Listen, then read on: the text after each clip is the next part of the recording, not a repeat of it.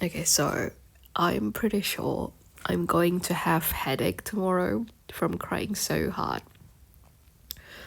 And sorry for the sniffling, but I didn't only cry, I wept. I wept, in a painful manner, but like it really was what it was.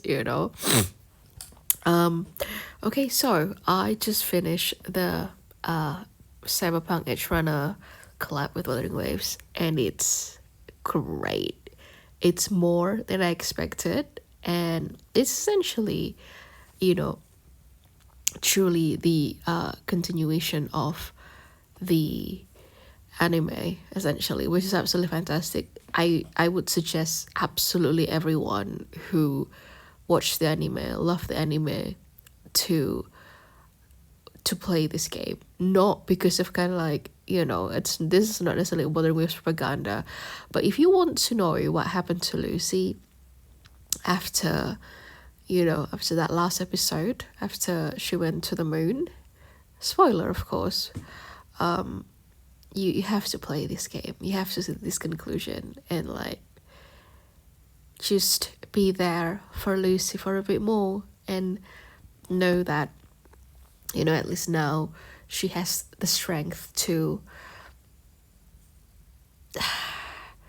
move forward. We don't know what that moving forward looks like, but it's that like you can really tell that the writers who wrote on, Cyberpunk Edgerunner also work on this, because like the story is just so good. This is better than the Punishing Grey Raven and Devil May Cry 5 collab, because I actually don't know whether the writers for Devil May Cry 5 also wrote on that story. Maybe of course they got involved for a little bit, but I never went as far as looking at behind the scene, because with this, not only that we get the CEO of Kurogame, Solon Lee, interviewing two people from the Cyberpunk, part, but they're also the people who worked on the anime, so I can't kind of speak. I don't know, like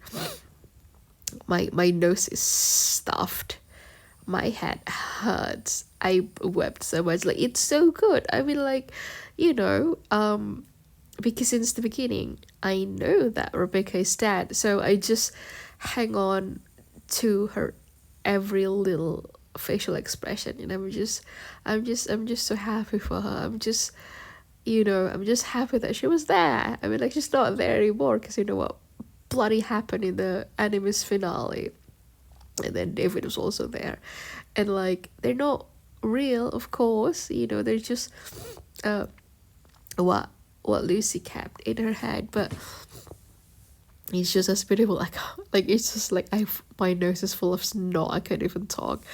I just want to record this moment, because like it was so good. It really is the like continuation with like PGR and the MC5. It's a bit like, it's very PGR heavy, of course, because the setting is in Babylonia, which is PGR setting, but in here the setting is the Night City, and the Somnoa inside Lucy's dream. So it's very much, you really feel like this is the continuation of the anime, and it's absolutely fantastic, and it does exceed expectation. This is a brilliant collab. I don't think I can really care about what other people said about this. This is good. I cried. I'm satisfied. I'm, at the core of it all, like we know that, the ending is not necessarily sad in the anime, if you will, because we saw that Lucy fulfilling a dream that was then became David's last dream. I'm gonna cry again. And then she went to the moon because she had to fulfill that dream, right?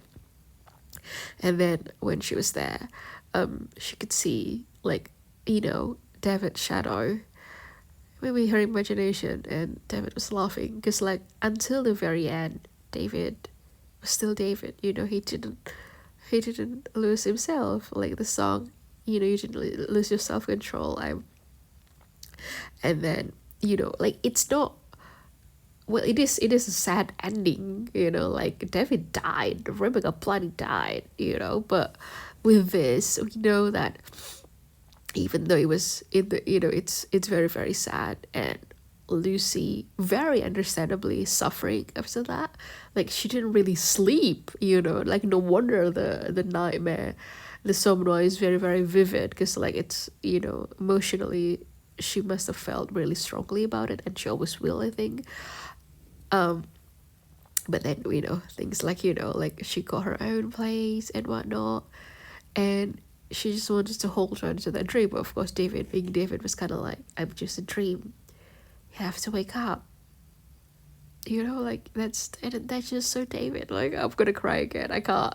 My head already hurts. So yeah, I don't want to make this too long. But like I just have to talk about it because I'm just in absolute effing pieces. Like I am going to rewatch so many reactions, so many playthrough, and cry again and again and again because I'm just so happy and I'm so sad.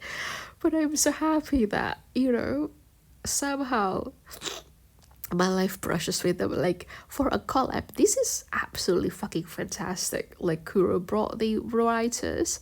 It's very truthful. It's pretty much the continuation. It's very beautifully made.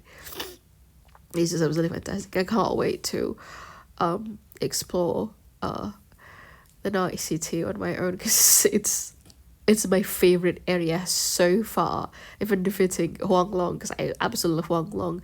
For a very long time, Huanglong is my favorite area ever. Like nothing come close. I'm so sorry to everything else, but Night City is now on the top place. It's just so good.